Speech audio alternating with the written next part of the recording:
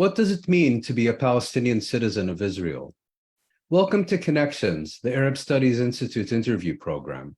I'm Mouin Rabbani, and for this episode, we're delighted to be speaking with Ibtisam Azem. Ibtisam Azem is a Palestinian journalist and novelist. She's currently senior correspondent for Al-Araby Al-Jadeednewspaper, covering the United Nations. Azem is the author of two novels, most recently the Book of Disappearance, which has been translated from the Arabic into English, Italian, and German. She is also co-editor of Jadaliyya. Ibtisam Azem, it's a real pleasure to welcome you to Connections. No, thank you, Mouin, and it's my pleasure to be your guest. It's a great honor. Thank you so much. Thank you. I'd like to start with a reference to your most recent novel, The Book of Disappearance, which is very much focused on the experience of Palestinians in Israel, also your community. And for those unfamiliar with it, what is the premise of this novel? And although it is a work of fiction, how does it speak to the Palestinian experience in the Israeli state? Yeah, well, the main idea is that Israelis woke up one day to find that all Palestinians in historic Palestine, but also in the West Bank, Gaza, and Jerusalem disappeared. And no one knows exactly where they're gone, and they start to say, so to say, the research for them. But I didn't want to make this but the major events of this novel are they take place in Jaffa and Tel Aviv. And I didn't want to make this novel about the Israeli society as a settler colonialist society and what's happened with a settler colonial society when it's loses its enemy, so to say. That was part of it, of course. But for me, it was important to have these different layers of disappearance and to bring back the Palestinian memory and the meaning of the life of Palestinians who became citizens of Israel against their will as people who survived the Nakba. And I chose to talk specifically about Jaffa because Jaffa was one, if not one of the major cities in historic Palestine before the Nakba, not only because it was culturally one of the most important cities, but economically, you name it. And it was the key Palestinian city during the mandate, which after 48 effectively became a suburb, some would argue even a ghetto of Tel Aviv. No, absolutely. And not only that, as a matter of fact, I mean, back then Jaffa had about more than 100,000 inhabitants with, after the Nakba, a majority of whom were Palestinians. After the Nakba, there were about only 4,000 who survived the Nakba and stayed in their historic homeland. But there is also, and it was this, and the Israelis forced not only the destruction of 500 Palestinian villages, but the Nakba and the destruction of Yaba is a symbol also for the destruction of the middle class, even the rural areas, because once cities were destroyed, like partly neighborhoods destroyed, the Palestinians in Jaffa and other big cities also were forced, those who survived were forced to live in one neighborhood. In the case of Jaffa, in Al-Ajami, in ghettos, something that we know now after discovering or publishing some Israeli official documents, that the Israeli officials did call these areas ghettos back then. That was not only in Jaffa, but in Lod, in Ramle, and other places. Because residence was often defined by one's religion or ethnicity, where the Israeli state, even until today, prevents Christian and Muslim Palestinians from living in what it terms Jewish townships and areas. Yeah, absolutely. I mean, specifically, there's different laws that also prevent that. I mean, of course, there are Palestinians who are living in so-called mixed cities, but Well, the term mixed cities itself says a lot, I think. Yeah. yeah, absolutely, absolutely. And so that's the general premise of the novel. But I wanted to, for me, creative writing, one of the most important thing about creative writing, it can give you and give the readers also a better understanding for what does it mean to have a Nakba, what does it mean to survive a place and to live under this settler colonialist system, for your daily life, for your feelings. I remember as a child, because my maternal grandmother was originally from Jaffa, and she was displaced in 48 from Al-Manshi neighborhood, which is today the only thing that survived, or almost the only thing that survived from that neighborhood, is Jami' Hassan Bek, the Hassan Bek Mosque, which is it's surrounded today by luxury hotels in Tel Aviv. And I remember as a child, going to with my grandmother to that neighborhood, which her house and all other houses didn't exist anymore. And she was talking about this area and pointing to places that didn't exist, and the pain for her as a woman of middle class going to a village, having half of her family, her mother, her siblings, all of them except for one sister, being displaced in Jordan and Lebanon, and not being able to see them for 19 years. So the novel tries to work and to make it more understandable. What does it mean to be a Palestinian under and after the Nakba, and how this affect your daily life, the memory.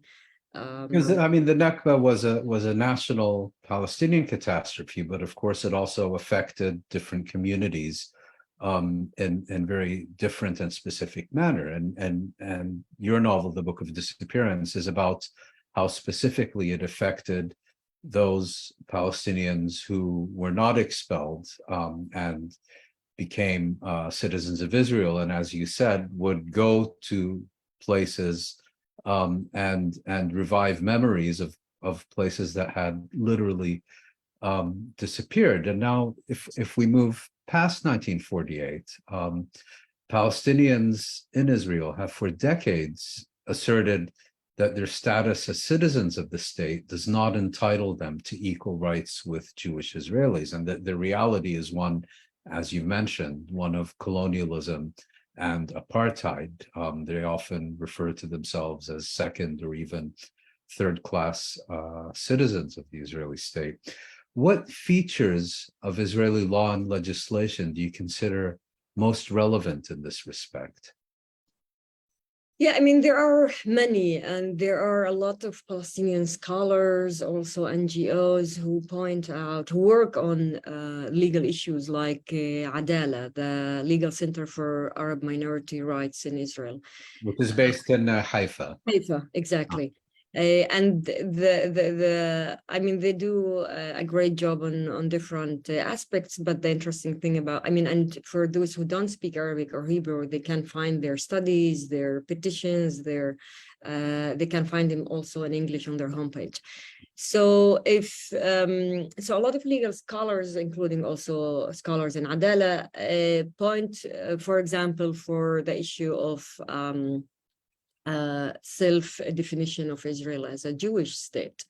And the problem with that if you defined yourself as a state for 80% of the population, then how can you claim that you are a democratic state? And of many members of that community who neither reside nor have taken citizenship in Israel. Absolutely, yes, exactly. And I mean, if you can imagine, the American government would say America is a white Protestant state only, or the people who have like the right of self-determination for the United States are only white and Protestant. But this is what's happening in Israel. And we have to remember that Palestinian citizens of Israel, they make 20% of the population. They are considered national, ethnic, linguistic, and religious minority under international human rights law. And they have the right for self-determination, which is not granted to them under Israeli laws and practices. But also there's other issues. But just on this point, if I'm not mistaken, Israeli law does not recognize an Israeli nationality. It recognizes only, or it recognizes a Jewish nationality. And it doesn't recognize a Palestinian nationality, but rather has categorized them into Muslims, Christians, Druze, Bedouins, Circassians, and so on. Yeah, no, absolutely, and that makes that shows also the way the state looks at a large part of its populations. And I don't like the term minority. I don't always feel comfortable, but we will use it, as many terms. The shorthand. Yes. Yeah, exactly. But there are other issues regarding laws. Going back to your questions, there's, for example, there's one of the most important issues is the issue of land and land confiscation. And early on, Israel has passed several laws, like, for example, the law of absentee property law, who basically defined all Palestinians who were forced to flee, became refugees, etc. It took their property and defined it as absentee property, including of those who became Israeli citizens. Exactly. So there is the others who, there's another category, like about 15 back then in 48, there were around 156,000 Palestinians who became later citizens for Israel, who survived the Nakba and stayed on their lands. Yeah. Exactly. But I think about 1/3 of them, a little bit maybe less than 1/3, were actually internally displaced. And these are people who had been expelled from their villages or towns, but not from the boundaries of the newly established Israeli state. Exactly. And some of these villages, I mean, of course, as many know, that Israel also destroyed more than 500 Palestinian villages. But some of these villages, they were emptied from their population. The Palestinians were not allowed back, but were not completely destroyed. We know the case of Iqrif and other cases. And some of them even got court the court ordered that they should be allowed to return to their lands. But then the state, under the usual excuses, like for security reasons, we are not going to allow them, they're not allowed to go back. So some of them have, talking about laws, have these orders, but are not still not allowed back. And I think these two villages you're mentioning, I think their original inhabitants are allowed to visit them once or twice a year, but have not been allowed to live in their former homes again, which have basically been abandoned and their lands confiscated by the Israeli state. Absolutely. And I mean, a lot of them do go as a matter of, I have one friend who originally, her family lives in Kufr Yassif, but they are originally one of these villages, and they did This is in the Haifa district, if I'm not Yes, mistaken. yeah, exactly. And they did the wedding of her brother in that village, partly destroyed village, but it was illegal. So they could be The marriage is dissolved.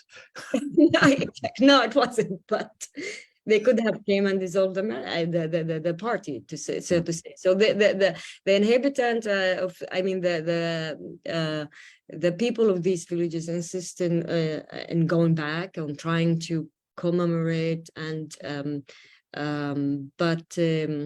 So then this is a case where the inhabitants actually have an order issued by an Israeli court yes, permitting them to go back, but the government has, with total impunity, refused to implement this court decision. And that brings me to my next question, because you've spoken about law and legislation, but beyond the legal framework, what are the main government policies and social restrictions experienced by Palestinian citizens of Israel? I mean, there are many of them, and they are still connected to legislations and laws. For example, I mean, but also the issue of restrictions. If we talk about, there's something called the Admissions Committee Law, which was adopted in 2011. And recently they expanded that law. And basically, and this is what you touched upon very briefly at the beginning when we were talking. And basically it's allows committees in villages and towns to say that they refuse to take somebody because of social. So this is a committee that vets aspiring residents for admissibility to a particular population center. Villages, better towns, etc. And they have the right to reject people based on their religion and ethnicity. Yeah, you know how sometimes racist laws work. They don't call it like this. They call it because of social suitability. Yes. So, famous euphemism. Yeah. Exactly. But and it was expanded. So lately in July, to further enhance and enrich this to racial segregation. Basically, this is what it is. Because I think it's important to point out that the vast majority of Israeli Jews live in Jewish-only population center, and the vast majority of Palestinian citizens live in exclusively Palestinian towns and villages, with the exception, of course, of some mixed towns and cities. And I think part of this is also the role of the Jewish National Fund, which administers very much of Israeli land, most of which is owned by the state, and constitutionally administers this land, I think, on behalf of the Jewish people rather than the citizens of the Israeli state. Yeah, absolutely. And we have to remember that the majority of that land, I mean, until the Nakba, Palestinians actually, whether private or collective or musha'ad, owned, and they were the owners of more than 90% of the land. Israel adopted different laws to take over in different ways to take over this land. And the land issue is extremely important, because I think we will touch later upon different issues and we will see. But I want to going back to your and there is I mean, when we talk about laws, we need to remember the 2018 law. Mm-hmm. This is the nation state law, which we'll get to in a moment. Yeah, but there's the issue of the talking about the social and economic, the issue of an identity, even in your identity, and how you remember your own Nakba. For example, there is the Nakba law that was adopted in 2011. Which takes away state funding from any public organizations including educational institution, if these institution or NGO or commemorate the Nakba.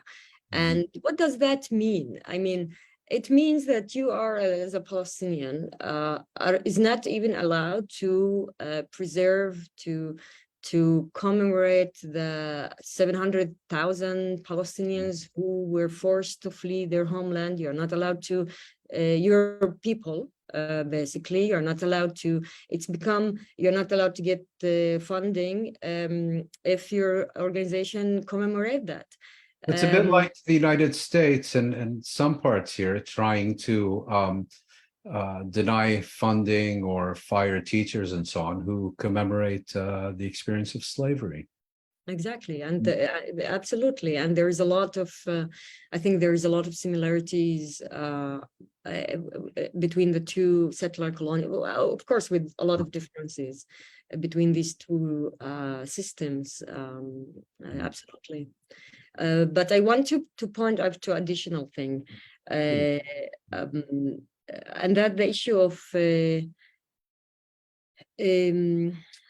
because you talked about social and economic. Yes. There is also the issue of poverty. We will maybe talk later a little bit more about it when we talk about other issues, but poverty among Palestinian citizens of Israel is almost more than doubled compared to Israeli Jews. And there are different plans like the national priority area that's supposed to aid and deliver social welfare services. Exactly. But the problem with that, and the Adala actually in 26 sued, and they were able to cancel it. The problem with that was the majority of towns and cities, for example, that they included in that plan, more than 550 of them were only Jewish, Israeli Jewish towns and communities, and only 4 Arab towns and communities were included. Now, after it was canceled, the Israelis adopted something similar, another law. They called it something else. But it was the same thing, essentially. Exactly. And basically, by practice, they ignore and discriminate, financially ignore and discriminate against a lot of these cities, that they don't give them enough funding, although the majority of poor people in Israel, or the percentage of poverty is way higher among Palestinians. But there's one thing I want to, I mean, the laws and the discrimination is so long, but there's one important thing that we need, I think, also to mention, and that the issue of the ban on family reunification. What does that mean? That the Israelis adopted a law in 23 called the Citizenship and Entry Law. And basically, if you are a Palestinian citizen of Israel, marry another Palestinian from the West Bank, you are not allowed to live with them in proper Israel or in Israel. You're not allowed for unification with your family member, basically. And it also goes that the ban goes to also not allow family unification between Palestinian citizens of Israel in case your spouse is from not only the occupied Palestinian territory, but from Iran, Syria, Lebanon. So-called enemy states. Exactly, yeah. Israel and its supporters nevertheless argue that the inclusion of an Arab party in the governing coalition a few years ago in 2021 and of Arab ministers in previous governments demonstrates that the charge of apartheid, which you've been detailing, is baseless. How would you respond to this Israeli defense of its record? I mean, if you look at the facts are, and even the laws, I mean, there is a law That was adopted in 2016, and that is the expulsion law that allows expulsion of Arab Knesset members by their peers on ideological grounds based on majority claims that they incite racism and support terror. Of course, we know from the Bush era and what came after that, the word terror and supporting terror is really used in so many ways to disqualify people who actually fight for equal rights and human rights. But if you look at the facts, will show that actually a lot of these representatives were put in prison, not only Knesset members. There's a book that was published about 2 years ago by Ibrahim Muammar. He talks about, it was published by the Arab Center for Research and Policy Studies. And he talks about the issue of minorities in the UN system and talks specifically about Palestinian citizens of Israel. And one of the things he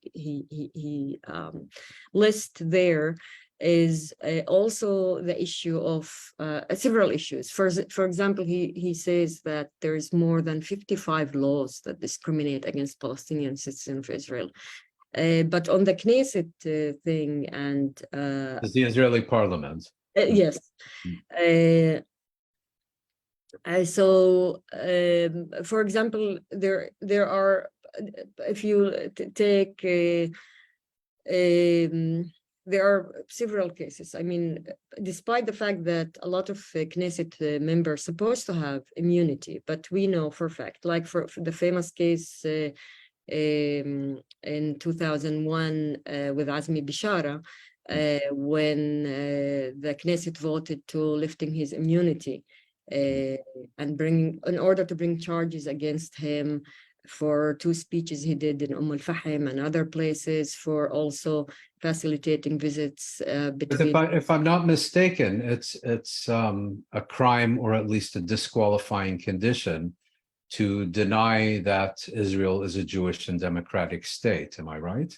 Exactly. It's one thing that they could go like to get you there and to but exactly, I mean, one of the things that his party was doing and he was doing is also to fight for a state for its all citizens and not only for yes, the majority. Some of its citizens, yeah. Yes, but he's not the only one. I mean, there is also they brought charges against Hanin Zobi. They stripped her from part of her rights because she participated in the Gaza flotilla to lift the siege on Gaza. They also brought charges against Muhammad Baraka. They accused him of attacking 4 policemen in a demonstration. And if you know the Israeli police, they attacked him. There also there is Nafa', the Saeed Nafa'. Also, another famous case is Raed Salah. And he was in and out of jail constantly. Well, these are members of parliament and other prominent leaders of the Palestinian community in Israel. And if I understand, you're trying to say they more than make up for the token Palestinian here or there in an Israeli government ministry, or more recently in an Israeli governing coalition. Absolutely. But there is also more even, and that's the incitement that Israeli politicians constantly, and not only right-wing politicians or people who are seen by right-wing. There is, for example, Moshe Yaalon was head of military in 2000. He described Palestinians as cancer or tumor, and Israeli military operations as the chemotherapy. There is Ehud Barak, the famous Ehud Barak, who was A prime minister. prominent member of the Socialist International. Yeah. Yes, and who described Arabs as crocodiles. There is specifically about Palestinian citizens of Israel. I noted, I mean, there was, what's his name? Sorry, Gideon Ezra, internal minister in 2004, where he basically, I'm paraphrasing here, where he said, you can get rid of Gaza, you can get rid of the West Bank, but our problem is the Arabs. He doesn't call them Palestinians. Israel. This is the catastrophe. This is our the problem.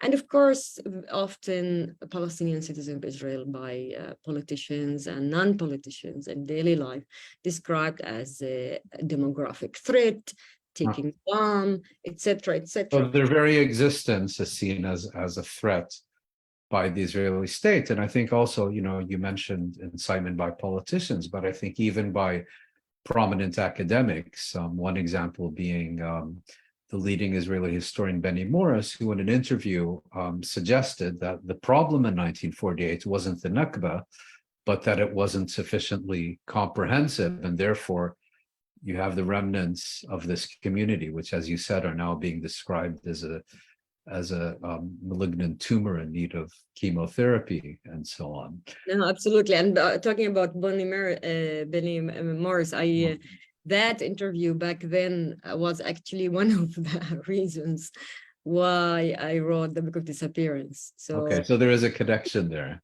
Yeah. Sorry, go ahead. No. Well, you briefly alluded to Israel's nation-state law and its assertion of an exclusively Jewish right to self-determination. It was adopted, of course, by Israel's parliament in 2018. But then you have, for example, what is officially referred to as the Judaization of the Galilee and of the Negev. These are two areas which still have large Palestinian populations, large concentration of Palestinians. These are longstanding Israeli government policies that have been, as you mentioned, pursued by successive governments, not only the more recent, more extreme ones. Similarly, previous Israeli governments have included ministers and parties advocating for the mass expulsion of not only Palestinians from the occupied territories, as you mentioned, but also of Palestinian citizens of Israel, or alternatively, severely restricting their political and civil rights. Against this general background, when we look at the Israeli government currently in power, is there anything new and different about the current Israeli government? Do you see it as simply more of the same, or is it qualitatively different? How do you view this government? I mean, I wouldn't say that it's fundamentally different, or we didn't hear all that before, but was a different color. But still, I think whatever minor and minimum achievement Palestinians, citizens of Israel and other Palestinians were able to get to win, they are facing now setbacks. And basically I think with this government, if you are a Palestinian citizen of Israel and you were fighting before on 10 fronts, probably now you will be fighting on 20 fronts. But it's the same fight, more intensified. One thing, and I will give you two examples, but before that, maybe one thing that could be interesting to see how Western governments, who are constantly just delivering lip service when it comes to violations of human rights, the Israeli violation of Palestinian human rights, whether in Israel or West Bank, Gaza, Palestinian refugees abroad, etc., how they will react. Until now, we don't see them moving, not even here at the UN or in the way they vote about resolutions, the yearly resolutions about Palestine that get adopted in the General Assembly. So we will have to see. I'm not really optimistic, but I think some of them they don't have any excuses anymore to continue to ignore the reality, but they seem more concerned about the integrity of the Israeli judicial system, which, as you've mentioned, is responsible for many of these issues we're discussing. But I think it's also important to note that while much of the focus of the current Israeli government's policies towards the Palestinians is focused on the West Bank and the Gaza Strip, they also have a very clear agenda towards Palestinian citizens of Israel. And one of their predecessors, Avigdor Lieberman, had a very clear program, basically get rid of these people. Exactly. No, absolutely. And he has another plan now, that of basically bringing back the administrative detention. Which exists still in Israel, but usually, and it used to exist when it came to Palestinian citizens of Israel, during the time when there was military government. Exactly. From 60s. Military rule from 48 to 66.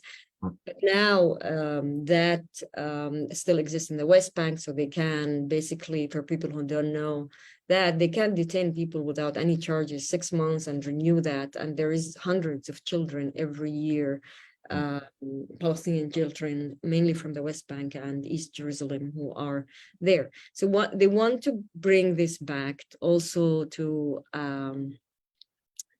impose it on, Avigdor Lieberman want to bring this back to impose it on Palestinian citizens of Israel. Of course, he take the excuse of high levels of violence in the Palestinian society, among Palestinian criminal violence, as an excuse to bring this, to introduce this back.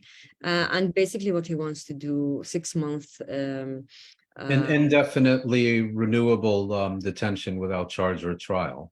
Ban people from leaving the country, give the police a large, as if they need more power, put more money. But he also wants, until now, even until now, such issues are under the authority of the Minister of Defense Minister. And what he wants to do is basically, he wants to bring that under his own authority. So basically, he wants. Sorry, we're now talking about Ben Gvir, not Lieberman, correct? Sorry, Ben Gvir. Yes, apologies. Yes, I was meaning. And these are powers he wants to transfer from the defense ministry to the police, which falls under his direct authority. Exactly. And as I said, these are, I was actually all the time talking about Ben Gvir. Ben Gvir, yeah. Okay, yes. and who, unlike Lieberman, is a leading member of the present government. Absolutely. But he basically wants to create a militia that... I think he calls it a National Guard. Yeah. I think so. I'm not sure. It would be his private militia. Military, yes, absolutely. Absolutely. But I want to go to just to touch upon the other part of your question regarding how this changed. How is this government playing, or what they are doing, also the minor achievement of rights, how they are rolling this back by, for example, the finance minister and the head of the right extremist religious Zionist party, Bezalel Smotrich, said that... Who's Minister of Finance? Exactly, Minister of Finance. So he announced that he is refusing to transfer budgets that was already granted to Palestinian municipalities in Israel in a resolution called 550. They adopted that resolution, given the economic and poverty, etc. And the money was supposed to be transferred starting from, or they adopted that in 2021. It was, I think, the previous government that agreed this budget, and the Minister of Finance of the current government is basically refusing to implement this agreement. Exactly. And he announced that few weeks ago. So this is like just examples for how they are doing, on top of course, the other usual. So maybe one way to look at it is it's more of the same, but much more of the same. Exactly. Yeah. Turning to my next question, until 1967, as you mentioned, Palestinians in Israel lived in almost total isolation from other Palestinian communities, and for that matter, the Arab world at large. And since the 1993 Oslo Agreement, the Palestinian leadership has, for all intents and purposes, removed the struggle of Palestinians in Israel for their rights from the national agenda, and considered it in some respects an internal Israeli question rather than a national Palestinian one. Against this background, how have Palestinians in Israel organized to promote and achieve their rights? I mean, as you mentioned at the beginning, between 48 and 66, they were under military rule. There were great restrictions of their movement, freedom of expression, etc. But when we talk about military rule, for people who don't know, it's really, they were, I mean, I know from my father, who was 5 years old during the Nakba, and it meant if you want to go from one village to another, you need the permission within Israel, yeah? We're talking about Palestinian citizens of Israel. You needed a pass. You needed a pass, you needed the permission of the military governor. Yes. But also work permission, etc. So it's a whole world. But also we sometimes forget that some of the massacres and some of the displacement did happen after 48. 14. Yes, after May 15, when the Israelis announced their independence. One of the famous examples is the Lod and the Dahmash Mosque massacre, which happened in July. And 48. Exactly, and they basically displaced the majority of Palestinians, about 40,000, who were living there, and displaced and took refuge in the village of Lod. And there was a very famous mosque, Dahmash Mosque massacre, and they allowed only about 500 people to stay from 40,000, because they needed them to run the train station. And those people who survived had to dug mass graves to put the about 200 people who were killed in Dahmash massacre in July 48. But there's also the Kufr Qasim massacre, etc. The 1956. Yeah, and I'm saying all of that is just to remind people about the situation that people are still traumatized and living around. So on top of that, of course, the political not allowing them to move and to but there still were some there's the people who tried to establish parties and movements. We know, of course, of Harakat al-Ard, which was in 59, It was a political, of course, they banned it immediately, like almost immediately was not allowed, but they still tried. And Harakat al-Ard is important because from what the name also says, they try to emphasize the issue of the connection of the Palestinian people to their land, to their livelihood, to their etc. And they even tried to publish newspapers, but they were banned. I mean, people who who try to establish that were like people like Mansour Kardouche, Sabri Jres, Saleh Baransi, Habib Qahwaji, but they were also put in prison several times. I think Baransi spent most of his adult life in prison. Exactly. So that was several attempts by them and by others, individuals. Of course, we know, but I think there's the issue of the in 76 the large demonstrations of Land Day. Exactly, the Land Day. They were against the confiscation of more land, because between 48 and 66, Israel confiscated more than 72 or 73% of the land. And then this is land belonging to not only of all Palestinians, but specifically of land belonging to Palestinians who remained and became citizens of Israel. Also, and with you mentioned the Judaization of Galilee.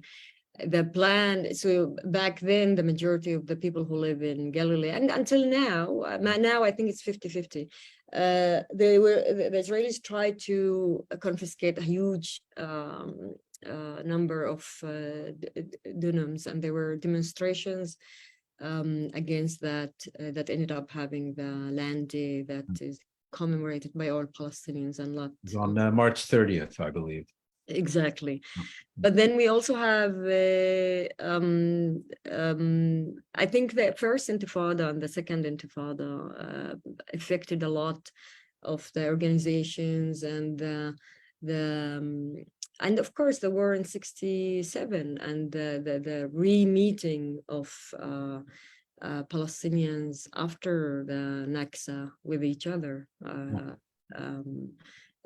would it be fair to say that Palestinian activism within Israel today is expressed through a combination of parliamentary parties and movements that operate at the more grassroots level, or do you feel it's more one than the other? No, I think your assessment is correct. I think starting from the 80s and 90s, we see more of such NGOs and organizations. And I personally think that, and there are some people among Palestinian citizens of Israel who don't believe that Palestinians should be part of the Israeli parliament. And they boycott the elections and so on. They do.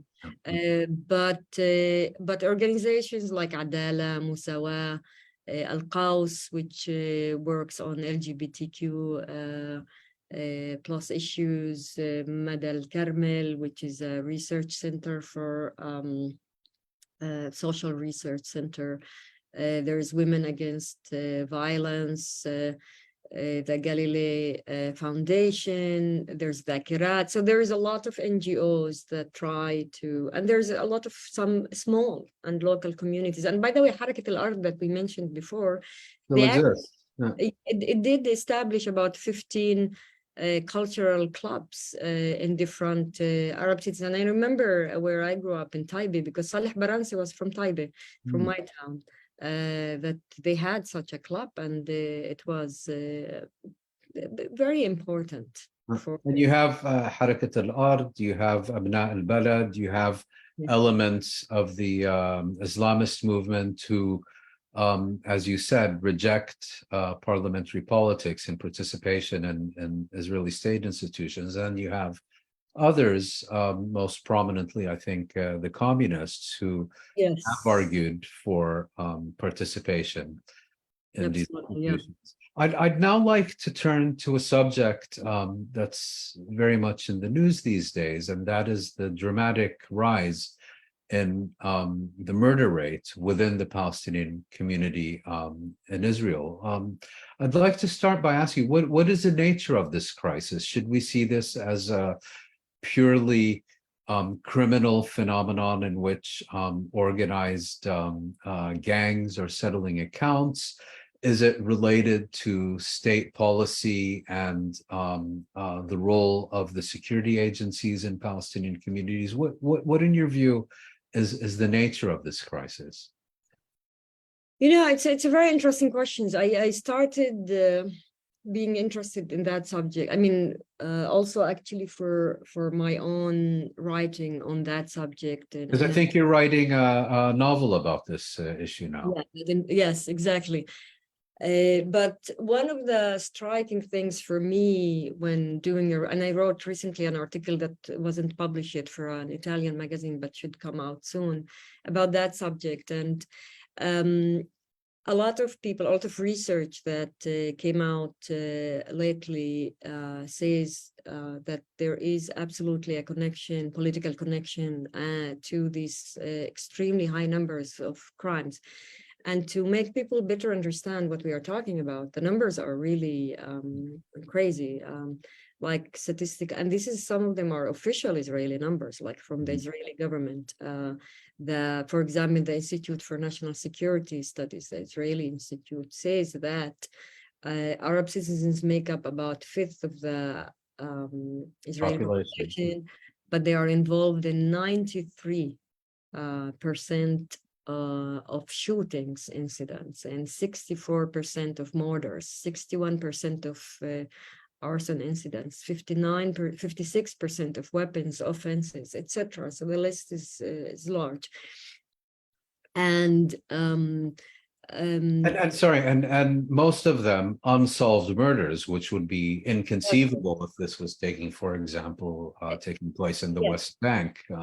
Absolutely. And if you compare that to violence and violence incidents and criminal incidents compared to the West Bank, Palestinians in the West Bank, the percentage is way higher. Among Palestinians in Israel is way higher, and compared also to Jewish Israelis.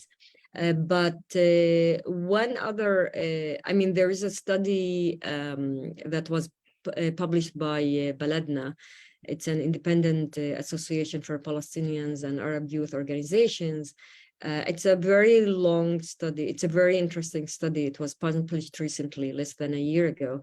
And they go exactly on this issue, but they also say that this subject is not researched enough.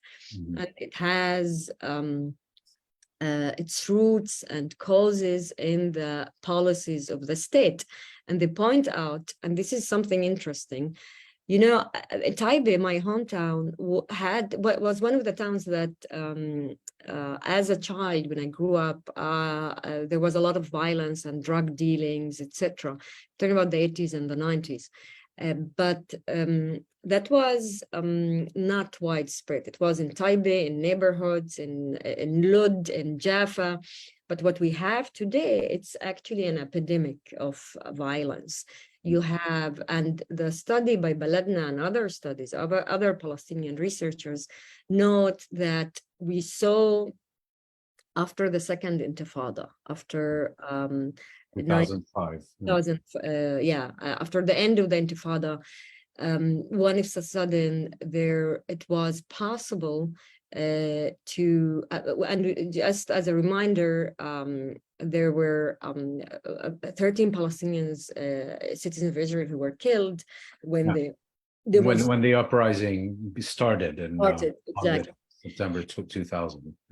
Yeah, exactly. And back then, that uprising shocked the Israeli elite, and they went, there are some people who are saying, okay, let's try to see what to do, to try, maybe because of the economic situation, because everything is seen through the lens of economic situation. But the problem, again, we go back to the self-determination issue and the right of self-determination and the national. But the interesting thing, there are, for example, and there were different committees by the Israeli government to try to understand why is this happening. But researchers notice that starting from that period, after the Second Intifada, it was very easy for Palestinian citizens for Israel all of a sudden to start having weapons, buying weapons. And we have to remember, Palestinian citizens of Israel, the majority of whom don't have army service, they are not allowed to carry weapons. You cannot just go in Israel and buy weapons, at least not if you are an Arab. And it seems to be that there are policies in place, according to different studies, that tolerate this issue. Now, it was really relatively cheap. You could work for a few weeks and you would be able to buy weapons. And some of these weapons were stolen from security. Well, what is noticeable is that you've had this spiraling murder rate conducted with weapons, the possession of which would be inconceivable if they were being smuggled and used for non-criminal purposes. Exactly. So one of the research, or one of the, I mean, the people, it's very noticeable that there's something else even. When these crimes, the percentage of these crimes, as you also noted before, only about 20% of crimes get solved, murders among Palestinian citizens of Israel get solved where by the police. By the police, where if you compare it to Israeli Jews, 80% get solved.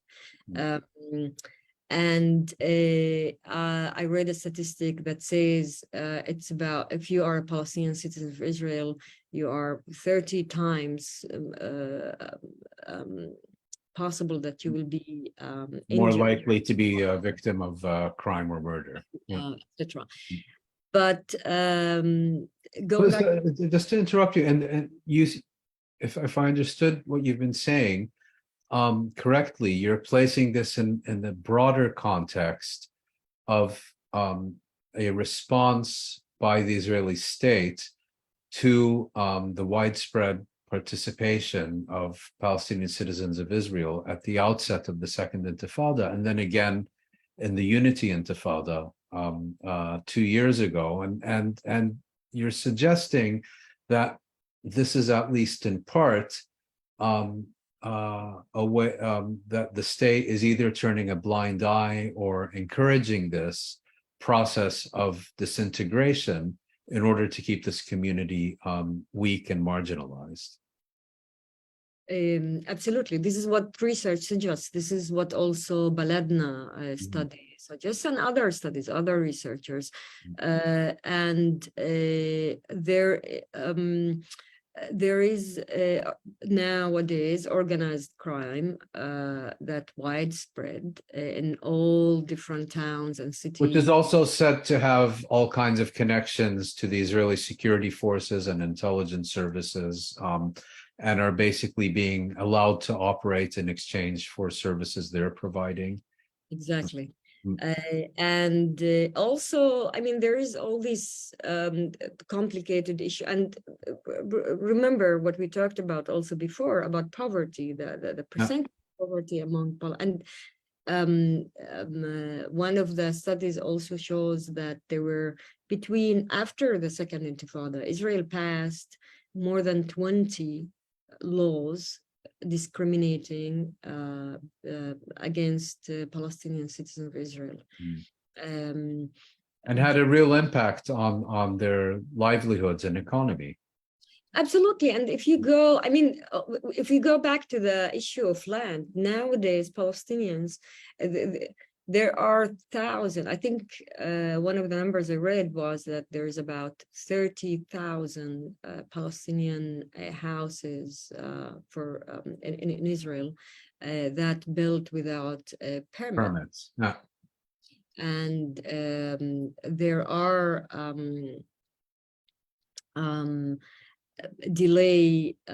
huge delays, and not like Palestinian citizens of Israel now live on about 3% of their, they make 20%, but they live on 3%.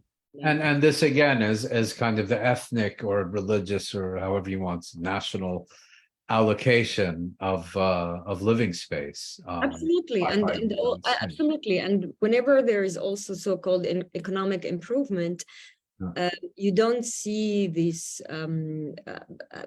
economic improvements or steps happening in order to make the Palestinian community, to empower it or to make it really independent. It's always in the service of the economic sector of the Israeli Jews, and that's it's extremely important to remember that. But also, in Taipei, when I just came not long time ago, I was visiting my family there, and I stayed for a period of a longer period, and for work, research, and visiting family. And one of the things that strike me each time I go there, this not only the situation of the town, but the fact how much people talk about land, and how much the lack of land and development and building. I mean, today the zoning laws. The zoning laws, exactly. And today, if you want to build, if you want to buy a small piece of land, for example, to build a house for you or your children, or the 1 square meter is around $1,000 in Taipei, $1,000. So imagine if you want to build even a few houses, you will need at least $500,000. Unaffordable for the vast majority. Unaffordable for the vast majority. And as I said, given the fact that about 50% of the Palestinian population in Israel nowadays lives around poverty line, and the average percentage for the whole country is about 20%. Ibtisam Azem, thank you very much for sharing your expertise and insights with Connections. It's been a fascinating conversation. Thank you very much. Thank you. No, thank you, Mouin. I'm so happy to be here. Thank you.